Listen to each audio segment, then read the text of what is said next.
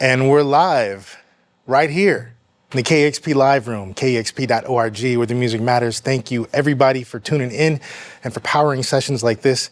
I'm so happy to say that right now in the live room, we have the Johns, Linnell and Flansburgh and friends. That is to say, they might be giants.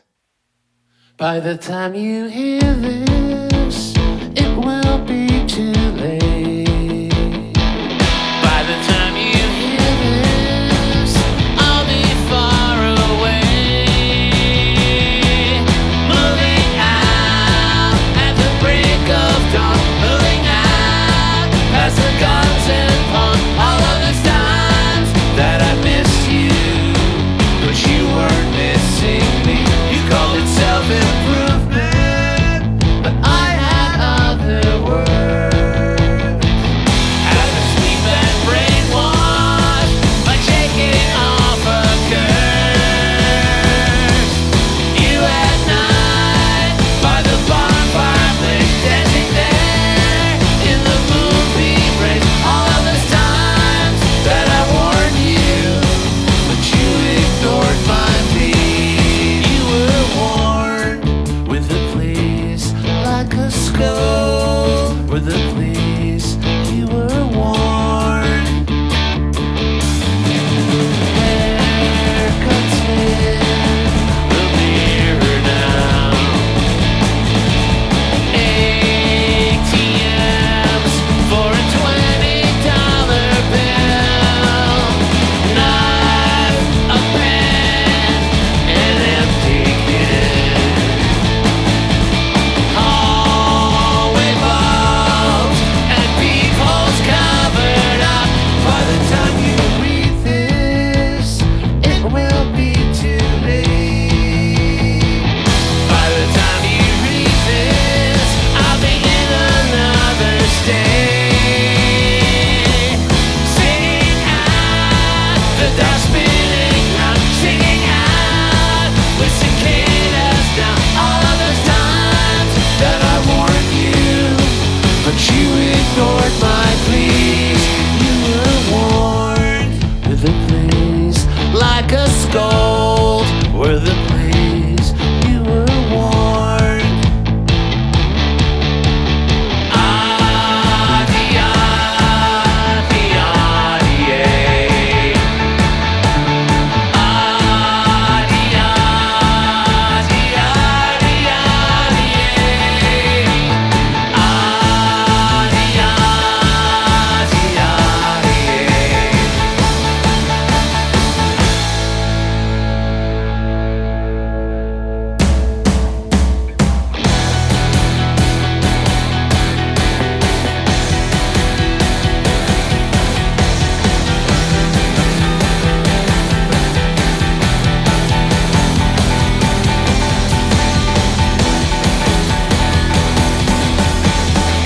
Make a hole with a gun perpendicular to the name of this town in a desktop look. Exit wound in a foreign nation, showing the home of the one this was written for. My apartment looks upside down from there. Water spout goes the wrong way out the sink, and her voice is a backwards record. It's like a whirlpool, and it never ends. And I are getting older, but still haven't walked in the glow of each other's majestic presence. Listen and hear my words, the one you would think I would say if there was a me for you. All alone at the 64 World's Fair, 80 dolls yelling small girl. After all, who was at the DuPont Pavilion? Why was the bed still warm? Who had been there? Or the time when the storm tangled up the wire to the horn on the pole at the bus depot. And in back of the edge of hearing, these are the words that the voice was repeating. And I are getting older, but still haven't walked in the glow of each other's majestic presence. Listen and hear my words, the one you would think I would say if there was a me for you. When I was driving once, I saw this painted on a bridge. I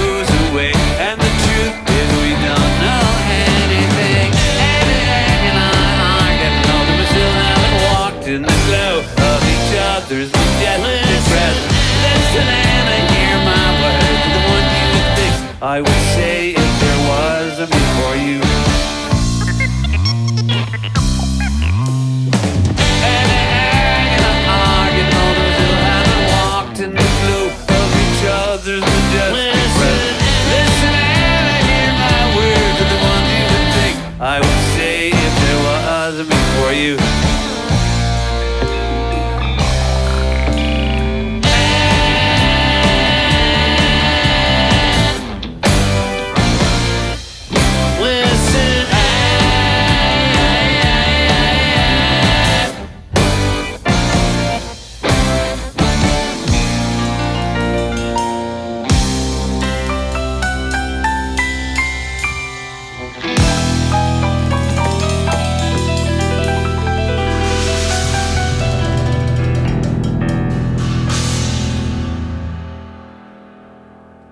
Good afternoon, where they might be giants from Brooklyn, New York. Here's a song from our new album, Book. For everyone who only just arrived, a quick synopsis. If you came late and missed the commotion, and you wonder what was all that, here's the recap. The sound of gathering and shuffling of notes. I assure you there's a very simple explanation, if you'd only be patient. Okay, you're asking how container ships were found abandoned in the deserts and covered in snakes, and who composed the ransom note and taped it to the face of the equestrian monument. You'll get your answers all in due time. I know you've all been wondering about the plaintive moaning emanating from the forest every evening. I know the question that is foremost in your thoughts. Who ate the babies? Who ate the babies? All we can say right now is that we're taking all conceivable protective means to secure this area, in particular with reference to the worrisome volcanoes that emerged beneath us overnight. That's all the questions that time will permit. I'm afraid we'll have to leave it right there. Be assured that there's nothing more that can be done. That's all the questions that time will permit. I'm afraid we'll have to leave it right there. Be assured that there's nothing more that can be done. Doodly doodly doodly doo, doodly doo doo doo doo, doodly doo doo doo, doodly doodly doodly doo, doodly doo doo doo doo, doodly doo doo.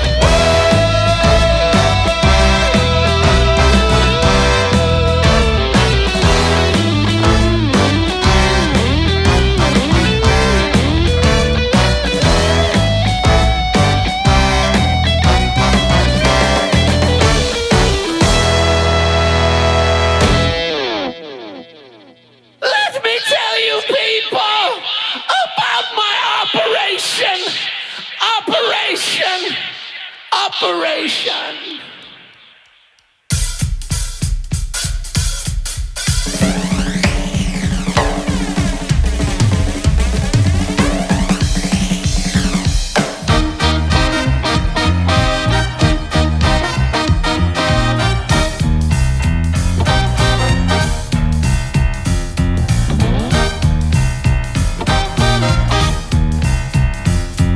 Small white scrubs I feed on the down.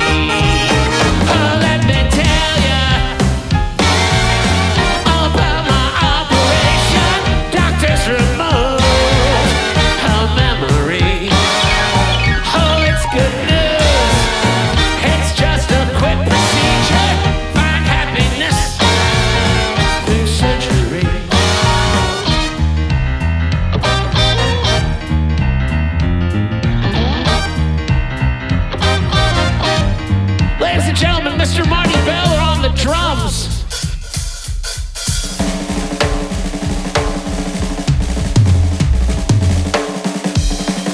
Mr. Dan Miller on the electric guitar, everybody.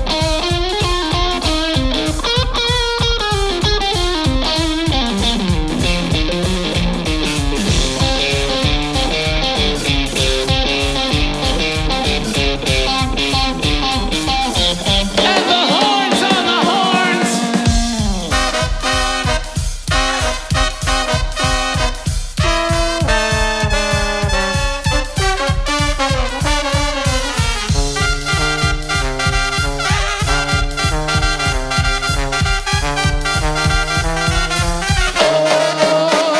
Let me tell ya about my operation. Doctors declare I'm better now. Our liaison, oh, it was possible. Our liaison, it was a drag.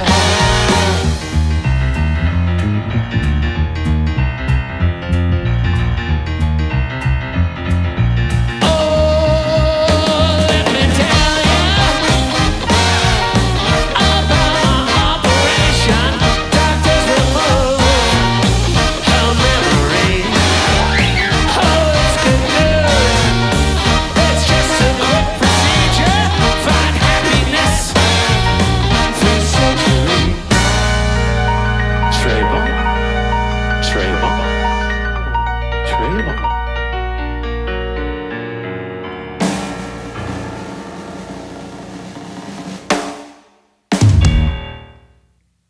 Ladies and gentlemen, we are They Might Be Giants from Brooklyn, New York. We'd like to thank KEXP for having us on the air today. We're doing a little costume change right now.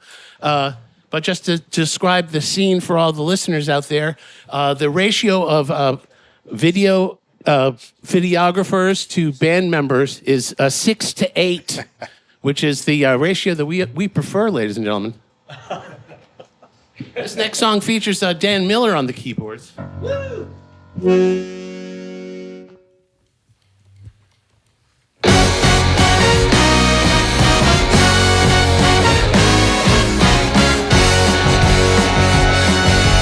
call me Dr. Worm. Good morning, how are you? I'm Dr. Worm.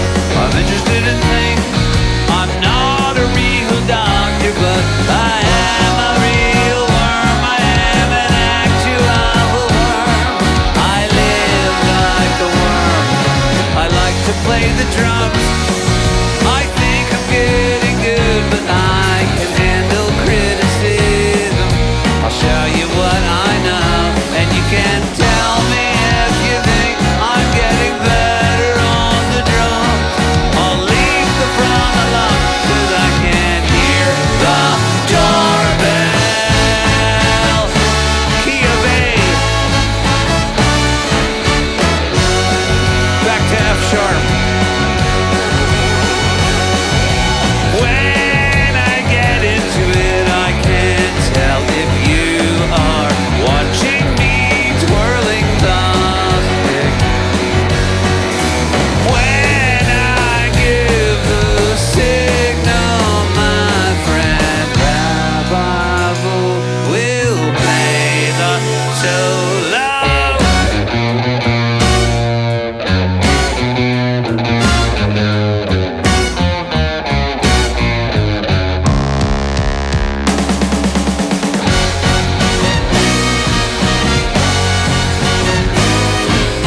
Someday somebody else besides me will call me by my stage name. They will call me Dr. Worm. Good morning, how are you? I'm Dr. Worm. I'm interested in things. I'm not a real doctor, but I am a real worm. I am an actual worm. I live like a worm, and I like to play the drums. I think I'm getting good, but I can handle criticism. I'll show you what I know, and you can tell me if you think I'm getting better on the drums.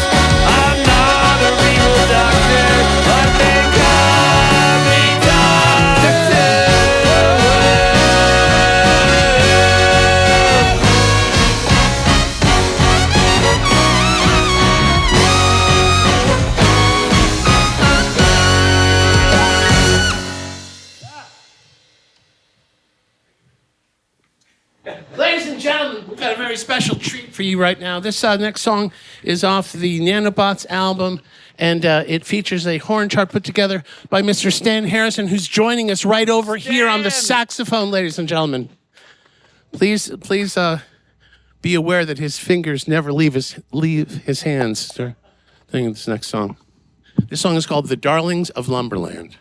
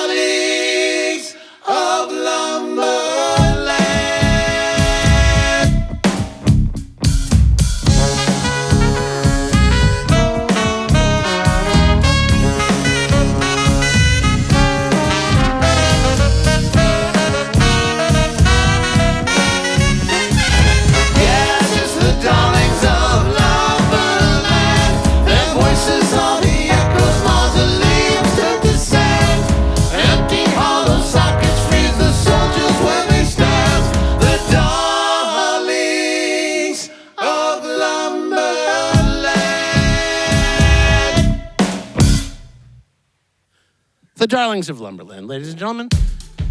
We are They Might Be Giants. We want to thank KEXP for letting us on the airwaves today. We want to thank the audience members standing behind the glass. We will never hear your applause, no matter what it takes. We appreciate you in spite of your remote emotional stance.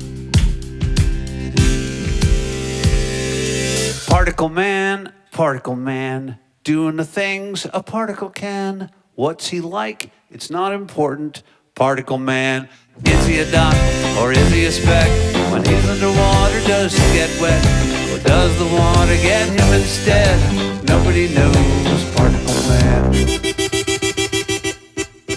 Triangle man, triangle man. Triangle man hates particle man. They have a fight, triangle wins. Triangle man.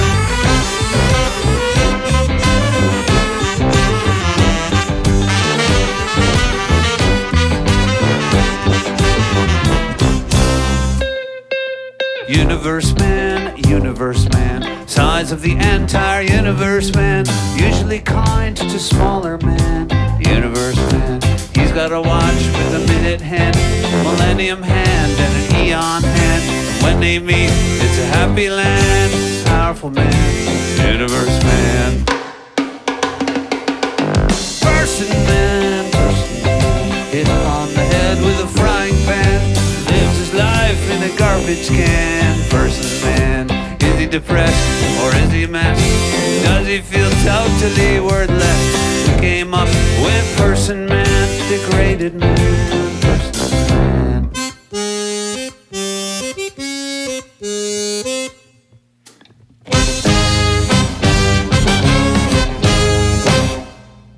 Triangle man, take off for the planet, to the planet Venus. Triangle man, take off for the planet, to the planet Venus. Triangle man, take off for the planet, to the planet Venus. Triangle man, take off for the planet, to the planet Venus.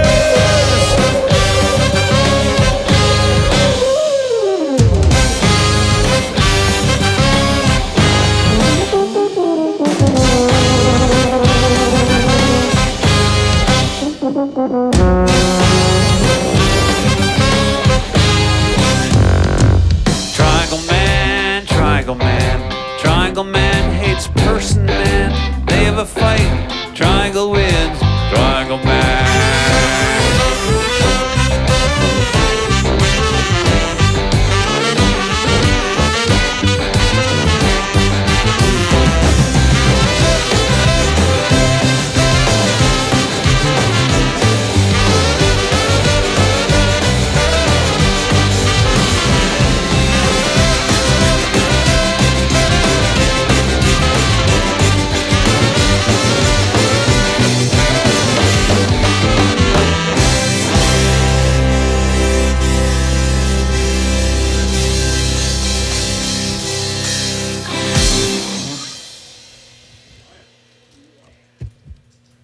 They Might Be Giants, live right here on KEXP.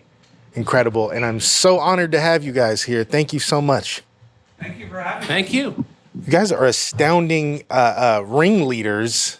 I'm curious how it went for you becoming band leaders. I feel like that kind of happened around Apollo 18, which is one of my favorite albums. Oh, thanks. Yeah, we had to learn to become more bossy. Yeah. Which was not our natural Not style. the natural state. Understood. Yeah. I mean, I guess, when we did, as soon as we started working with other musicians, we actually sort of set the bar above our own technical playing. I try to do that with as I people I tried to work demonstrate in that last song. Yeah. But the thing is it makes everybody, well, it doesn't make these guys better, but it makes us better. Makes you look good. Yeah, exactly. Yes. Our goal is to always be the worst musicians in any band. Yeah. I think that's fair. I'm so happy you closed with Particle Man. That was my introduction to They Might Be Giants many moons ago via it being animated on Tiny Toon Adventures. I was immediately struck like, what is this? And you guys have had so many phases and movements in your 40-plus year career. I'm just curious, have you ever been kind of surprised by where people have jumped on? Well, I mean, the Particle Man and Istanbul thing on Tiny Toons actually was a really big surprise, just because I guess it was when animation started getting really expensive, so they put it into reruns a lot. Right. So it was like that sort of, Disney has a term for it. I forget Like what syndication or? No, it's mastery. Got it. I call it repetition. Yeah. But I think the biggest surprise was when we put out a kids record with Rounder, and it ended up sort of momentarily eclipse. It was such a man bites dog thing because we'd been a rock band for 15 years or something like that, and at a certain point you're not the new band, and if you're not like an enormous band, you're just another band. And then we did this thing that turned into a huge kind of man bites dog story for. We got a ton of press and got a ton of attention, and suddenly our records were in like Borders and Barnes and Nobles and stuff like that. I definitely listened to some They Might Be Giants records in Borders. Yes. Back in the day. And it was such a natural move for you guys to get into making a children's record. There was this educational presence in so many songs. I think of like Mammal and things like that, where I'm just like, oh, I know how many ventricles are in the heart, not because of anything I learned in school, but because of they might be giants. I think we were considered safe for parents to play for their kids amongst the adult music, adult rock music that they had in their collection. But we were not really thinking. Actually, our first album looks like a kid's record, and we were kind of alarmed when Tower Records stuck it in the children's section. We were up in arms at that point. Yeah, I mean, I think there's a lot of things you can do in the kids' space that are like super creative. It's really interesting, like writing music for that is just going to go to a kid. Yeah. But it's funny. I mean, I don't know if you've seen the Paul Rubens documentary, but I think it's sort of an interesting example of like trying to do something like super personal as well as do something that works for kids. Yeah. And I mean, I think that stuff is often really like the most powerful kid stuff is when it really matters to the writer. Absolutely. And I know, I think you just finished up the big show tour. Is that right? I don't know. We're adding some shows in like very far away places for us. Like I think we're doing a show we're playing in Nebraska, which we don't normally do that often. So we're going to get in Oklahoma and we're getting to some far away spots. Right on. And this is not a tour based around a certain album like Flood. What is kind of the rationale? Well, the rationale is we're trying to figure out how to do more multi-night stands because we're lazy and old, and it gives us the opportunity. We spotlight a different album every night, so that in the first set, so the shows are quite different from one another. Gotcha. And so it's for the people in the front row. It's kind of a thrill to get like a very different show if they come back a second night. And the albums in general that are pretty strong, so they hold up. I agree. I have always been absolutely struck by how, no matter how arcane or unexpected the subject matter of a song, the pop songcraft that is present is off the charts. I'm just curious, kind of, what were your... And also, John F., I heard you say in an interview that you found pop songs to be an incredibly rewarding, flexible plastic trampoline, and that just struck me. It's just... I mean, plastic in like the other sense of the sense of flexible. Sure. Sometimes when people hear plastic, they think like The Graduate. Right. Yeah. I mean, we both grew up with the Beatles, and I mean, it sounds. Sometimes people love ragging on the Beatles, but I think the Beatles are, Well, they kind of introduced this idea that you could write a song. The words were not, have to correspond exactly to the mood of the music. And since we just love pop songs, you could basically write any set of lyrics to a pop song and people would immediately get drawn in. So in a way, you could propagandize for some completely unpop idea, something surreal or psychedelic and just set it to a pretty tune and people would be hypnotized. Absolutely. I've found that many times with your music, it being very surreal, sometimes really morbid, but just super upbeat and just hooky. And I'm Larry, humming and would singing. you like to manage a band? I've done it before. I'll do it again for y'all. All right. Let's talk afterwards. I'm curious, your process, has it changed over the years of how you start constructing music? Well, I mean, we both kind of do this sort of computer facilitated, I think we often if you have like a line for a song, like a title line or an opening line for a song, that's often kind of the beginning of it. And then, we started with drum machines. And so like that whole world is very familiar to us. So like, we'll, sort of map songs out on the computer. And that's fun for us. It's like it was never, that's sort of how we started. We were sort of home recording enthusiasts when we started. I would say as the technology has changed, we've gotten into a thing now where the jump from the demo to the finished thing is not completely discrete. That some of the elements in the demo make it all the way to the final product because you can do that now. We couldn't do that back in the old days. Right. And there's things that are kind of inspired about the original demo that we want to hold on to. So that's been an improvement for us. And generally, as people know, it's just way easier to make recordings at home now. It was more of a struggle when we started out, And I would assume that's a boon as real OGs of DIY, striking out with your Idlewild recordings. When did you guys start your own label? Well, you actually worked with a tiny label out of Hoboken called Bar None originally, and they were super scrappy and very ambitious. Very much in that kind of indie rock sense. Yeah. And we really learned a lot about everything together, including not to book an in-store that's 4 hours away from where your car could ever travel overnight. Right. But we. Basically, as the music industry collapsed, we started doing the Idlewild thing. Right on.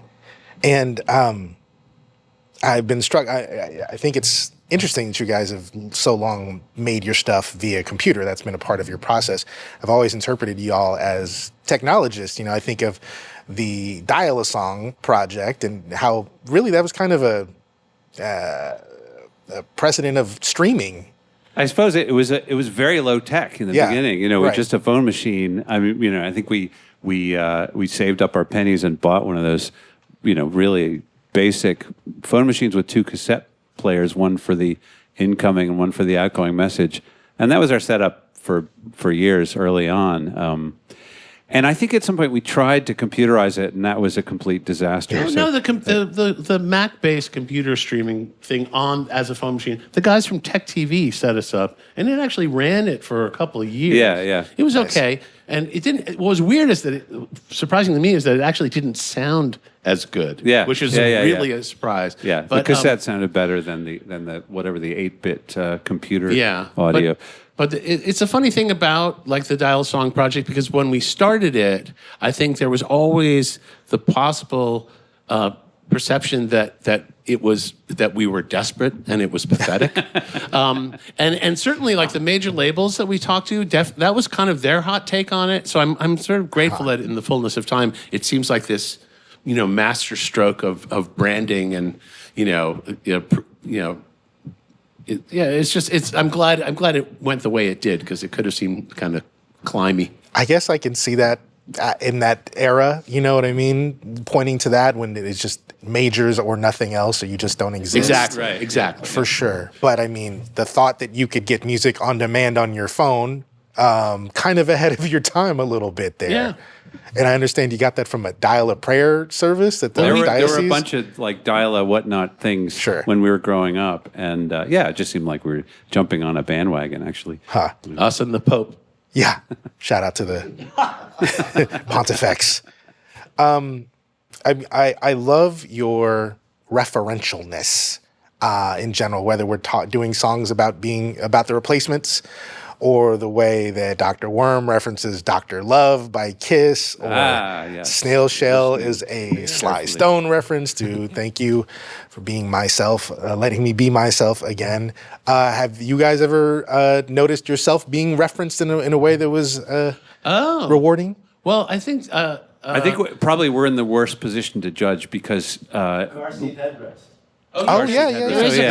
There have been, right. and there's some specific ones, but when somebody does something that's supposed to sound like us, I think to us it's just like, oh, that sounds like music, Yeah. Beautiful music. The best music. So inspired. Absolutely. I know somebody who has made a few references to you, a friend of mine, and I think a friend of yours, LA rapper, producer, comedian, podcaster, Open Mike Eagle. Oh, yeah. He is a very wonderful help to us. Yeah, I just bought his new record on vinyl. Nice. On mirrored metallic gold I love vinyl. it. He's like the one other hip hop cat I can talk to about They Might Be Giants. Oh, right. Yeah. And I asked him before this session if you could ask him a question, what would you ask? And Want that money back. That's right. Can I get that immediately? He said, would they consider anything they've made to be hip hop adjacent? Oh, I think so. Yeah. I mean, you might not know that it was, but I think we've done occasional things where I would say Mr. Flansburgh in particular has done a couple of things early on that were, in the sort of very early days when hip hop was this ubiquitous thing on the sidewalks of New York. Right. John had a song called "I'm Deaf" that I think Like was DEF? Yeah. D. Nice. Yeah. Although it was, I think there was an implied I'm DEAF. Understood. Yeah. So there were things like that. You know, I mean, we've always just kind of been us, I think. Yeah. And not been reaching for any particular genre. I think Yeah. we just kind of do our thing. But we can hear all kinds of, you know, when we were living in New York in the early 80s, there was hip hop out the front window and salsa playing out the back window continuously. Yeah. So that obviously that must have rubbed off on us. Because you guys were in Brooklyn. We were in Brooklyn. That's yeah. right. We're still in Brooklyn. Right on. I'm still in Brooklyn. I feel like I heard some stuff in the drum programming. I heard that was just like there's a hip hop fan here, and I've heard you say you were neck deep like, in it. the drum part, the drums in the Darlings of Lumberland are like it's essentially I would say it's a hip hop groove. Yeah. Even though the song is like a total. I mean the music in the song that Stan participated in as well. It's like a hard left turn even for us. It's I don't even know what you call that kind of music. We'd have to ask Stan what that Yeah. is. Well, I love that. I feel like I've learned so many different pockets and aesthetics of music through listening to They Might Be Giants over the years. Whether it was some bit of Americana, and I don't mean necessarily like cowboyish, but vintage Americana, kind of exotica. These were some of like my first tastes. We're listening to They Might Be Giants records. So I just want to thank you first of all for that. And is that a thing you set out to do? Is this just how you see music? Well, I mean, not to just circle back to the Beatles, but I mean, one thing that's very cool about the Beatles to me as a listener is like when they do a country song, it might even be kind of like overtly country, but it doesn't really. It still sounds like them. Yes, and I think that that kind of thing sort of leads the way that you can do. I guess part of it is we started as a duo and. When you're a duo, it's like all the rhythms we were drawing from were just kind of wide open. It wasn't like there was anybody saying like, this is my favorite kind of beat or this is my favorite kind of setup for a song. So it just sort of invited a kind of experimentation that, is kind of carried through now. Absolutely.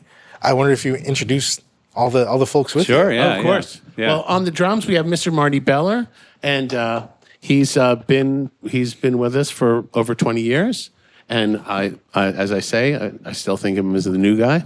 Danny Weinkauf is on the bass, wearing the. Can we get the T-shirt shout out there for Danny Weinkauf? There you go. Dan Miller plays the guitar. We've got Dan Levine on the trombone, the euphonium, and the bass trombone. Just on one trumpet, it's Mark Pender. That's all he's got. And then on the saxophones, we have Stan Harrison. Fantastic. As far as just the Johns, what's your secret in like staying friends and collaborators for 4 decades plus now? You'll have to ask John that question. I think we value the creative relationship, and so we're generally nice to each other. Yeah. I would say we learned how to be polite growing up, I guess, that's definitely served us. I suppose we both have perfectly healthy egos, and there are times when I'm sure John is like, stop, doing something, Linnell, or Don't whatever. let's start. But I think we have a very good creative partnership, and we value it. So that's kind of what's kept us going. I think I feel sorry for like brother acts because John and I go way back, but we also we were friends. Yeah. It wasn't like we were just like Put two together. cats in a pillowcase. Yeah. So in spite of the fact that we've had to travel an inordinate amount of time with one another through hours, we've flown sitting next to each other to Australia a dozen times now, and that is trying. You could be married, and that could be hard. So it's it's just we just kind of give each other space, and we've had some really good luck and some really bad luck, and it's all character building.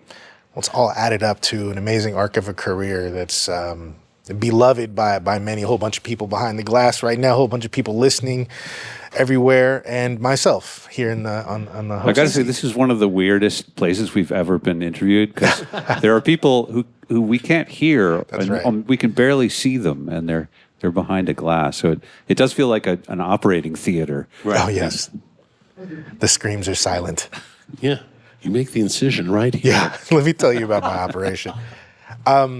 Thank you guys again so much for sharing your music and for being here with us. What is next? We are going back home for a little bit, and then in the very beginning of September, we've got to record a hit song, and then we'll be done. Right on. I believe in you guys. We're going to write a hit song that changes everything and makes everybody go like, I don't know about those guys. Right. Oh, God. Listen, as long as you change everything, then we'll all be happy. Exactly. Thank you again so much. They might be giants. Thank you, Larry. Live on KEXP. Thank you to everybody who powers the music, who powers the station, who powers this incredible community. We're able to do things like this with your direct support. Make sure you go to kexp.org. Make sure you like and subscribe on the YouTube and watch for when this drops on YouTube. Thank you again, one and all. Shout out to the whole live team, everybody who's made it possible. My name is Larry Mizell Jr. This is Live on KEXP, kexp.org. Discover new music at listener-powered KEXP.org.